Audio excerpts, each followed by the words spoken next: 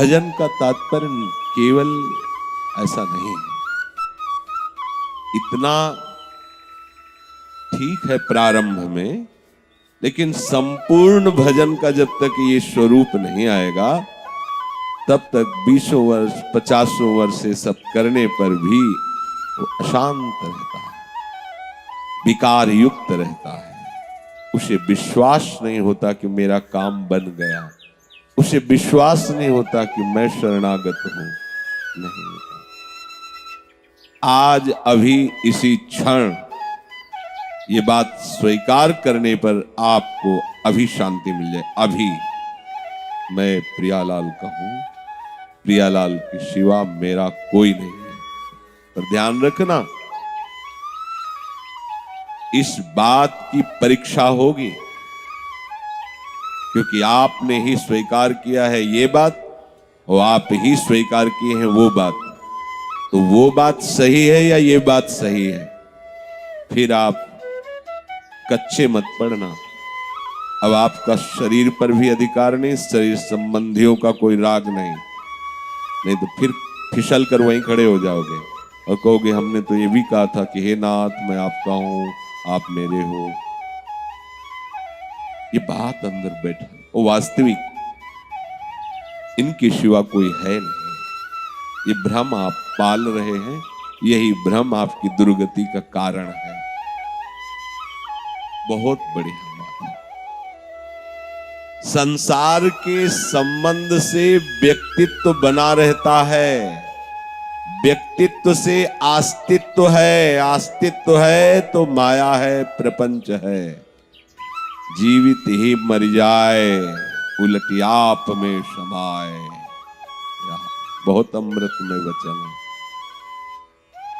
पर ये शरीरधारी ऐसा सत्संग सुनना चाहता है जिससे उसको भोगों का संग्रह करने में सहयोग मिले भगवान का, और भोगों को भोगने में शरीर स्वस्थ रखे भगवान।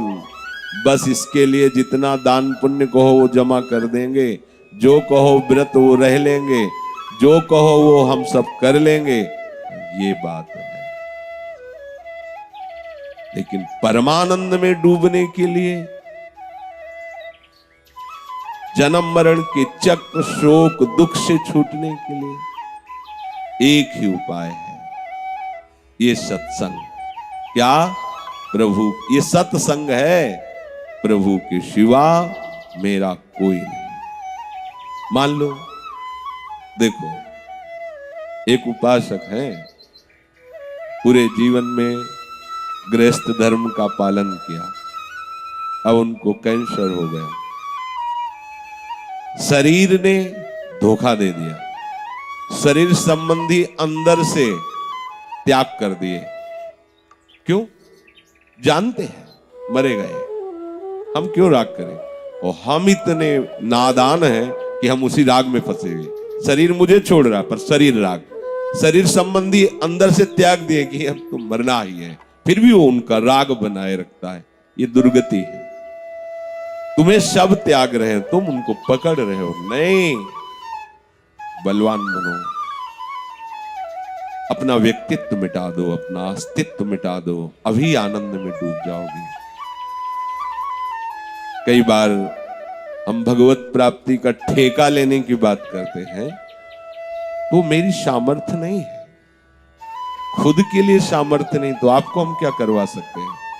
हाँ, जो वचन है आचार्य के, गुरुजनों के, शास्त्र के, उनके बल पर हम ताल ठोकते हैं।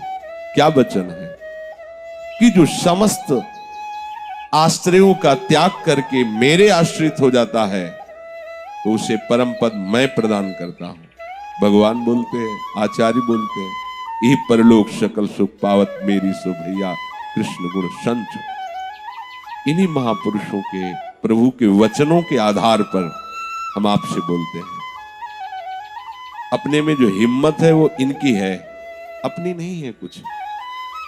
और आपसे सत्य कह रहा हूं, आप केवल राग त्यागिए, पूरी की पूरी परोसी है भाई थाली आ जाएगी। आपको कुछ नहीं करना। ये जो करना है ये बस राग त्याग के लिए, जो तुमने स्वयं पकड़ रखा है उनको छोड़ दीजिए। फिर आप देखिए, लाडली जी के सिवा आपका कोई भी संबंधी न हो, कोई बल न हो, कोई आश्रय न हो, तो आपको निश्चित भगवत प्राप्ति हो जाएगी। हमारी दृष्टि इसी बात पर रहती है कि तुम्हारा राग कहां है। अगर राग तुम्हारा सगे संबंधियों पर या शरीर की अनुकूलता के भोग पर है, तो हम आपको गुस्सा दिखाई देंगे, देख लेना, कटु व्यवहार करते दिखाई देंगे, और आप अनाश्रित होकर प्रियाजू के भरोसे पे हो, तो हमारा हृदय प्रतिपल आपको आशीर्वाद देगा, प्रतिपल आपको दुलार करेगा। मान लीजिएगा, तो जिनका तुमने आश्रय लिया है, आंख खोल के देख लो, अभी तुम्हारी स्थिति हो जाए कि तुम किसी के काम के नहीं, तो फिर सबका व्यवहार देख लो कैसा होता है तुम्हारे प्रति। हाँ, वो तो जाने ही है भाई, काहे को पैसा खर्चा करोगे, जाने ही है ना इनको तो। वाह, जब तक उसके शरीर में श्वास है तुम्हारा प्रयास होना चाहिए था ना, तुम प्रयासहीन क्यों हो गए? क्योंकि अब तुम्हारे स्वार्थ की पूर्ति का कार्य खत्म हो रहा है उससे, इसलिए आप हो गए। संसार से संबंध बनाए रखने का मतलब है दुर्गति का संबंध। संसार के संबंध का त्यागी ही प्रियालाल का अनुरागी बनता है। प्रियालाल के अनुराग से बढ़कर कोई स्थिति नहीं है। ब्राह्मी स्थिति को प्राप्त महापुरुष भी ललचाते हैं श्यामा श्याम के चरणारविंद के अनुराग को।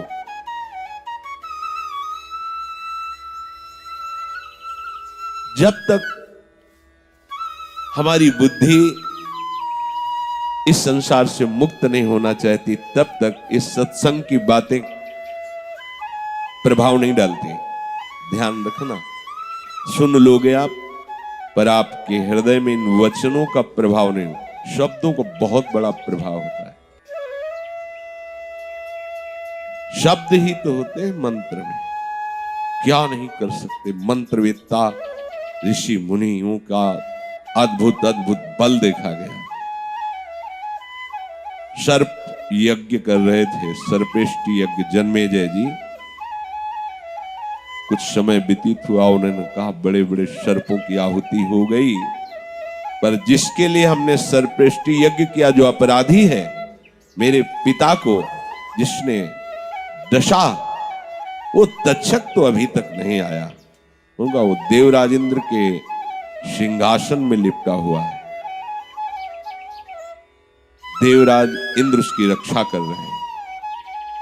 बोले आप संकल्प कीजिए और आहुति दीजिए। बोले आपके आदेश की जरूरत है। बोले दिया आदेश। जे ही मंत्र का अनुष्ठान किया, मैं सिंहासन सहित आकाश में चक्कर काटने लगा। कूद के इंद्र भागे, तक्षक उसी में लिपटा हुआ है। तो एक मंत्र का ये प्रभाव देखो।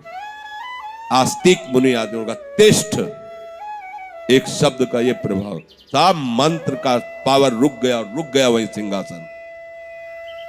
ये तो साधारण मंत्र है। शरणागति मंत्र, निज मंत्र, प्रभु का नाम, ये असाधारण है। आप इनकी महिमा को समझिए। छोटे छोटे मंत्रों में इतनी ताकत है। संवर्त ऋषि अग्निदेव को कहते हैं मेरे सामने से चले जाओ, नहीं तुम्हें भस्म कर दूंगा। अग्निदेव को कहते हो, घबरा के प्रणाम करके भाग पड़े। क्यों? मंत्रवेत्ता है। आप उस मंत्र के पात्र बन गए हैं जो अत्यंत दुर्लभ है। निज मंत्र, श्री जी के निकुंज का रहस्य प्रकाशित करने वाला शरणागत मंत्र, वृंदावन धाम, प्रियालाल के गोरे सांवरे चरणारविंद की ठसक, पर ये उसी के हृदय में आएगी, अन्य संबंध रखने वालों के हृदय में नहीं। ध्यान रखना, अन्य संबंध किसी भी साधना में बहुत बड़ा जहर है। इसे मिटाना ही होगा, नहीं साधना नहीं, केवल नाटक होगा। साधना नहीं हो सकती, उपासना नहीं हो सकती। हे भाई, यदि कहीं तुम्हें ये सौभाग्य मिल गया है या मिल जाए, तो कोई भी पुरुषार्थ ऐसा नहीं जो तुम्हें प्राप्त ना हो जाए। धर्म, अर्थ, काम, मोक्ष और पंचम पुरुषार्थ प्रेम, ये सब समर्थ है प्रदान करने में श्री वृंदावन धाम। क्यों? क्योंकि राधा मुरली मनोहर चरण विलासेन धन्यायाम, यहां की जो पावन भूमि है, इसमें हमारे प्रिया प्रीतम के चरण चिन्ह हैं। प्रिया प्रीतम यहां विहरण करते हैं। त्रिभुवन में जो ब्रह्मा जी के द्वारा रचित सृष्टि है, उसमें भी बड़े पावन पावन महामहिम पुरियां स्थान आदि हैं, पर श्रीधाम वृंदावन ये अनादि अनंत ब्रह्मा जी को भी प्रकट करने वाले प्रभु नारायण को भी जिन्होंने अपने अंश से प्रकट किया, वो नित्य बिहारी प्रभु लालजू महाराज, श्री लालजू महाराज और लाडलीजू महाराज, ये दोनों युगल सरकार यहां विहरण करते हैं। श्री लाडलीजू के चरणों का जो चिंतन करते हैं, तो हित सजनी स्वरूपा महाप्रभु हरिवंश चंद्र जी कह रहे हैं, चिंतामणि प्रणमताम ब्रज नागरीणाम।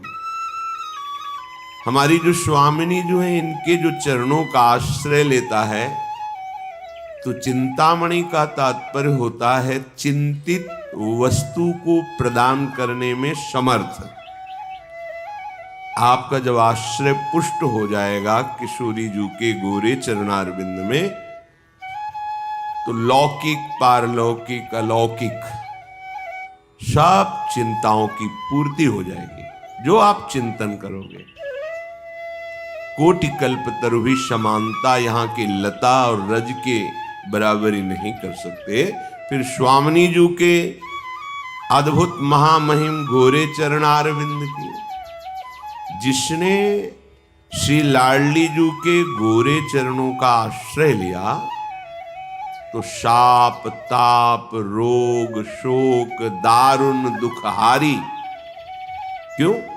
क्योंकि लाल इष्ट दुष्ट दलन कुंज भवन चारी, श्याम हृदय भूषण जित दूषण हित संगी, श्री वृंदावन धूरि धूसर रास रसिक रंगी, शरणागत अभय विरद पतित पावन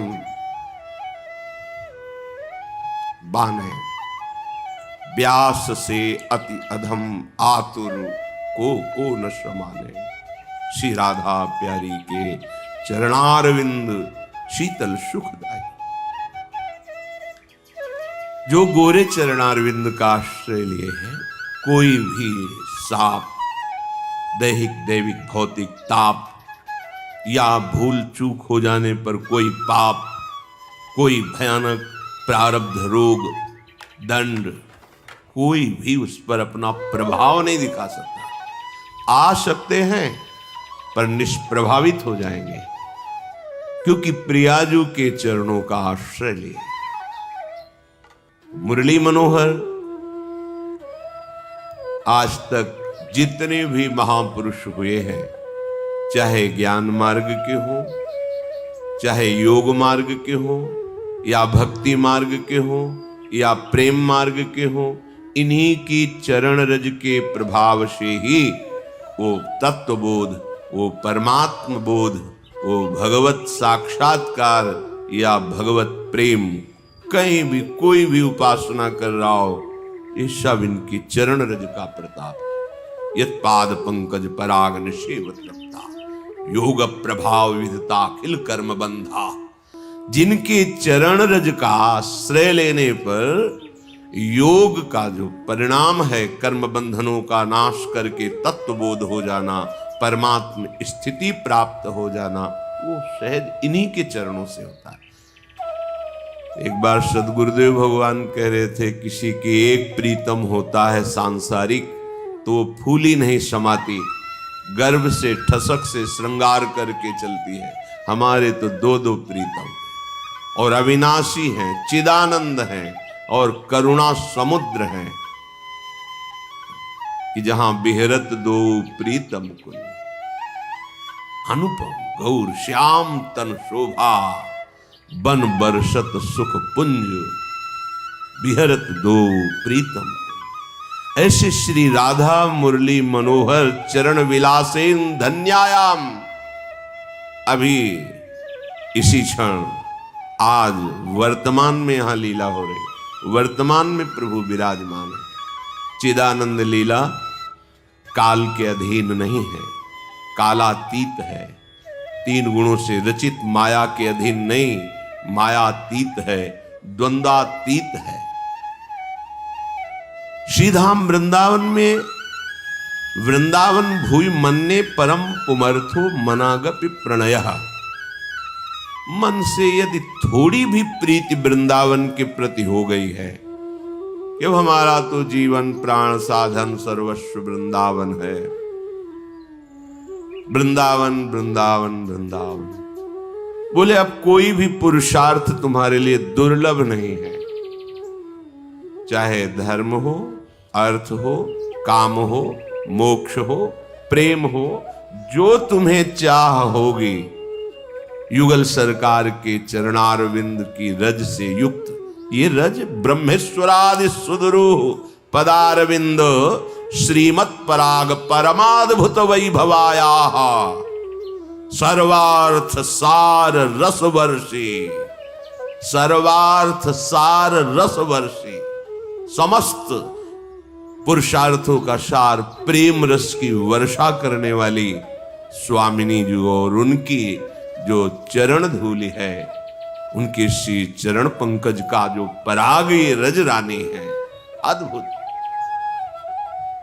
रजोगुण का नाश करके अद्भुत प्रेम प्रकाशित करने वाली, अहंकार का नाश करके दैन्य रस में स्थित करने वाली, धर्म अर्थ काम मोक्ष के भी प्रति राग रहित होकर अनुराग से युक्त कर देना, ये वृंदावन की महिमा है। इसलिए श्रीपाद कह रहे हैं यदि वृंदावन भूमि मन्ने परम पुमर्थो मनागपि प्रणयः, थोड़ा भी तुम्हारा प्रेम, थोड़ा भी तुम्हारा आश्रय यदि वृंदावन से हो जाए, मेरो वृंदावन, प्राण वृंदावन, सर्वस्व वृंदावन, अब हमारा तो लोक परलोक वृंदावन से ही है। तो कह रहे मैं मानता हूं अब कोई भी पुरुषार्थ तुम्हारे लिए दुर्लभ नहीं है। अगर यहां 1 दिन 2 दिन 4 दिन व्यतीत करते हैं तो बड़ी महिमा है। जब लक्ष्मण जी ने डांटा इशारे से केवट को कि प्रभु कह रहे नाव लाओ और तुम बातें बना रहे हो, शीघ्र करो, तो देखो महाराज मुझे कोई भय नहीं है, बरुतीर मार है लखन पे जब लगे न पाए पखारी, मुझे कोई भय, मैंने तो ठान लिया है आपके चरण पखार कर ही नाव में बैठा लेंगे। भले लक्ष्मण जी मुझे तीर मार दे क्योंकि गुस्सार है, मेरा परम लाभ होगा। क्या परम लाभ होगा? मरता हूं कहां सुच गंगा के तीर, रघुनाथ सुनाथ निहारत है, अपराध यही बस दास कहे, प्रभु के पद पदुम पखारत। कहां मर रहा है? गंगा के। कौन मार रहा है? रघुनाथ जी के प्राण पी लखनलाल। अपराध क्या है? चरण पखारना चाहता था। साक्षी कौन है? स्वयं रघुनाथ जी। कह रहा मुझे कोई भय नहीं अब, फिर जाऊं अरे प्रिया प्रीतम विहरण कर रहे हैं, उनका महल, उनके दरवाजे पे हम प्राण त्याग रहे, हमारी गति, हमारी कोई चिंता नहीं, निश्चिंत हो जाओ। थोड़ी भी तुम्हारे हृदय में यदि वृंदावन के प्रति समर्पण बुद्धि आ गई है, अलौकिक धाम,